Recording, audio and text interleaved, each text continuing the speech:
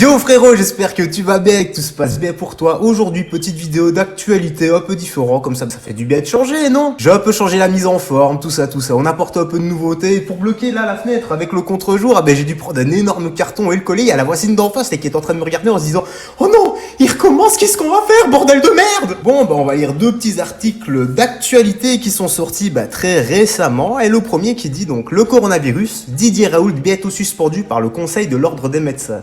Ah bon, on va checker ça, on va voir pourquoi. Donc, le Conseil de l'Ordre des médecins menace le professeur Raoult d'une suspension d'activité immédiate parce que ses essais cliniques ne respectent pas les procédures officielles. Il risque jusqu'à 1 an de prison et 15 000 € d'amende. Que ça, quoi. Le 23 avril, le Conseil de l'Ordre des médecins de France a publié un communiqué qui, sans le citer nommément, met gravement en cause le comportement du professeur Raoult. Selon l'Express, le titre est sans équivoque. Protocole de recherche clinique illégaux, l'ordre rappelle avec fermeté les règles en Pourquoi est-ce qu'il brusquerait justement ces tests? Peut-être pour sauver plus de vies, peut-être parce qu'il sait que ça fonctionne, c'est quand même voire le meilleur virologue de la planète, non? J'en étais où, moi? Oui, qu'il serait inadmissible dans ce contexte de susciter de faux espoirs de guérison. L'ordre saisit officiellement l'agence du médicament à propos de ces protocoles qui s'inscrivent en dehors de la législation en vigueur. Moi, j'ai un pote qui en a pris en prévention et c'est bizarre, mais il a été guéri après quelques jours, quoi. Donc maintenant, est-ce que c'est vrai, c'est pas vrai? Je ne sais pas. En tout cas, ce pote-là, en question, il a fait l'armée pendant des années et il m'a dit qu'il prenait ce médicament, qu'il en a pris souvent. Donc, je vois pas pourquoi est-ce que... en quoi ça gêne, quoi. Enfin bref, tu connais un peu les médias, tout ça. Qu'est-ce que c'est que ce truc là? Attends, on va virer. Le Conseil national de l'Ordre des médecins rappelle fermement à l'ensemble des médecins qu'en cette période de vulnérabilité particulière et face à l'inquiétude de nos concitoyens, leur parole prend un sens encore plus important. Oui, c'est logique. Et parfois, il faudrait leur faire confiance. Enfin, ça n'engage que moi.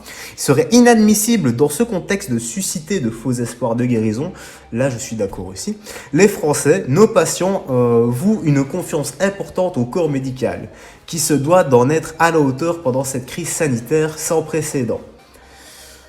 Ok, ouais, mais ça ne dit pas pourquoi est-ce que le professeur Raoult devrait écoper de 15 000 balles d'amende et d'1 an de prison. Peut-être parce qu'il sauve trop de gens, j'en sais rien, moi, les pensions, faut bien les payer, c'est ce qu'ils se disent à mon avis.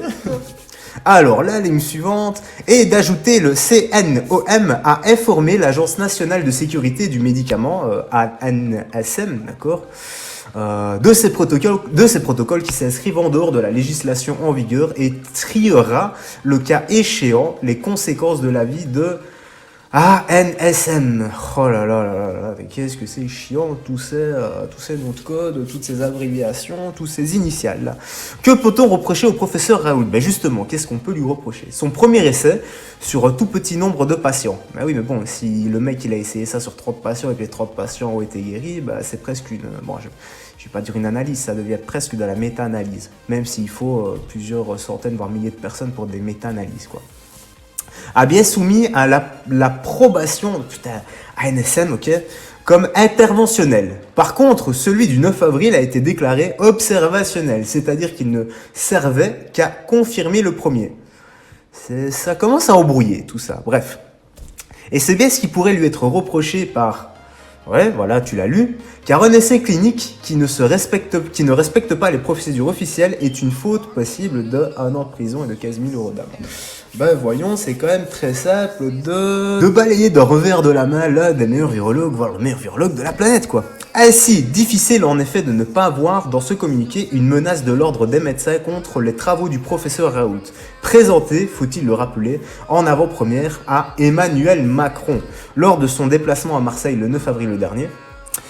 Car ces travaux ont justement fait l'objet d'une demande de précision de la part de, tu l'as lu, il y a une dizaine de jours déjà, sans réponse du professeur Raoult. Que dit tout ce bordel? Ben, je vais te le résumer en quelques secondes, c'est qu'on est en train d'évasser la reine de l'échiquier, la meilleure pièce de l'échiquier, on est en train de l'évasser d'un bête revers de la main. Ben oui, on a l'impression qu'il dérange et un an au trou, bah ça devrait pas lui faire de mal selon certains. Bon, j'espère quand même que ça ira pour lui, qu'ils vont trouver un compromis, mais le foutre au trou pendant un an, ça, c'est pas la solution. Surtout maintenant, on a besoin de personnes aussi compétentes que lui, t'es pas d'accord avec moi? Enfin bref, c'était un petit test, la première vidéo actu, tout ça, donc dis-moi dans l'espace commentaire si tu veux que j'en fasse de nouvelles.